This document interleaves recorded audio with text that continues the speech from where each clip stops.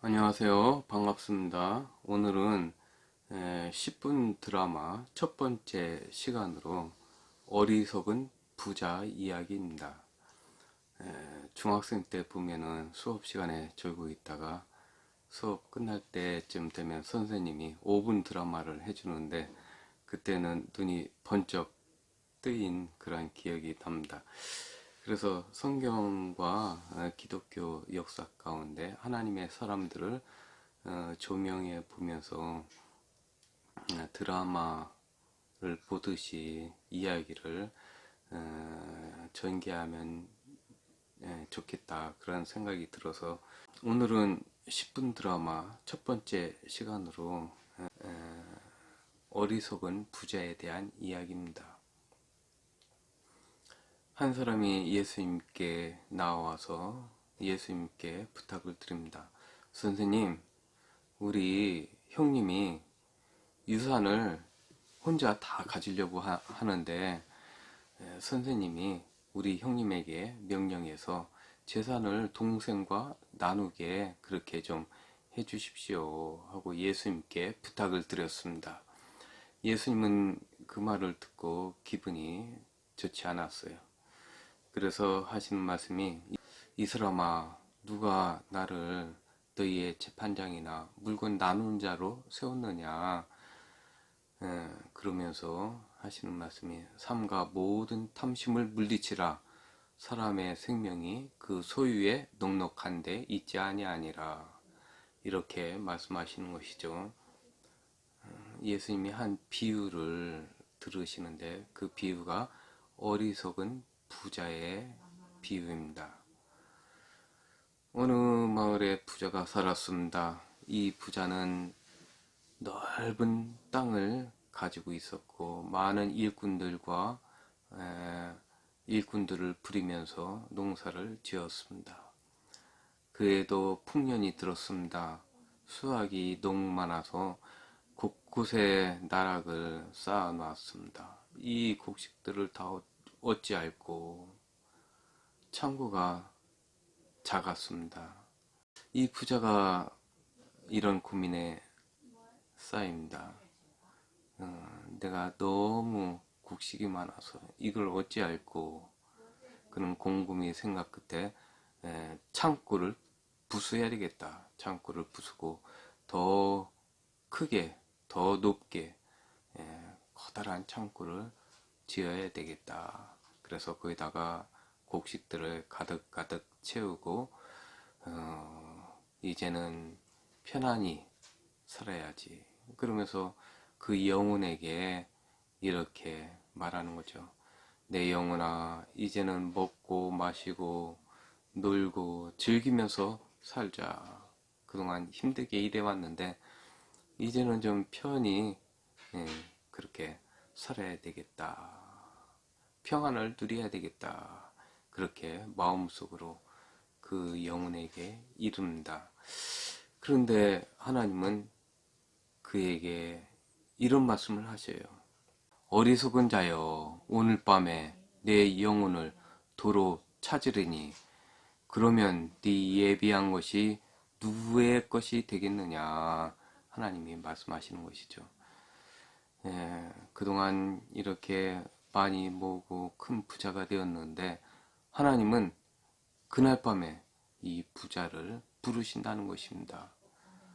그러면은 네가 계획하는 거, 네가 준비한 거, 이 모든 것이 다 누구 것이 되겠느냐? 하나님은 그에게 물으시는 것이죠.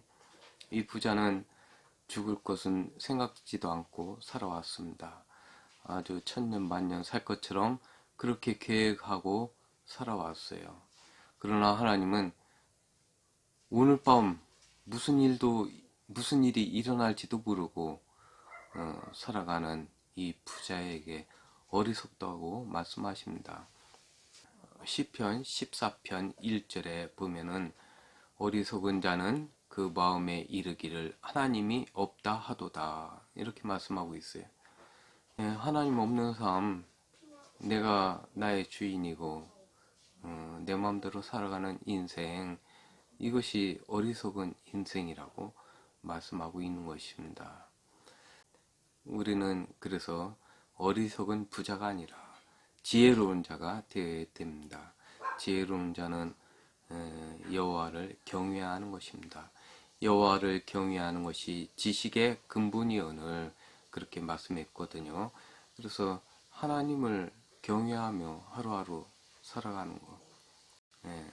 내가 어디에서 왔고 어디로 갈 것인지, 하나님이 나를 이 땅에 보내주셨고 언젠가 그 하나님이 나를 또 부르실 것이고 그때는 내가 하나님 앞에 갈 것이라는 것을 아는 거, 그것을 믿고 그 하나님의 뜻에 맡기며 하나님 뜻 가운데 살아가는 것, 그것이 지혜로운 삶이 되는 것입니다. 성경에 부자들, 부귀영화를 누리는 사람들이 있습니다. 대표적인 사람이 솔로몬이죠. 또 인류 역사 가운데 부귀영화를 누리며 영원히 살고 싶어 했던 사람이 있습니다. 그 사람이 중국의 진시황입니다. 이 진시황제는 영원히 살고 싶어 했지만은, 그러나 그의 인생은 불과 50세에 장수하지 못하고 죽어버린 그러한 왕이죠. 불로장생을 염원한 그는 불로장생을 위해서 동남 동녀 500명을 동방으로 보내어서 불로초를 구해오도록 그렇게 했습니다. 그러나 세상에는 불로초라는 것이 없었습니다.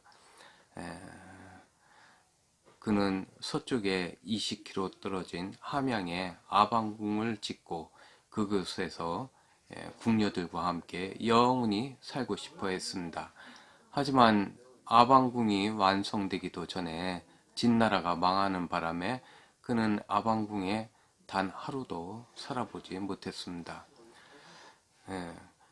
그 진시황은 강력한 1인 독재 체제를 구축해서 주변 여러 경쟁국들을 정벌한 끝에 결국 중국 최초의 통일 국가를 수립하게 됩니다. 그는 세 차례의 암살 기도를 받게 되고 살아났지만은 그는 늘 두려움 속에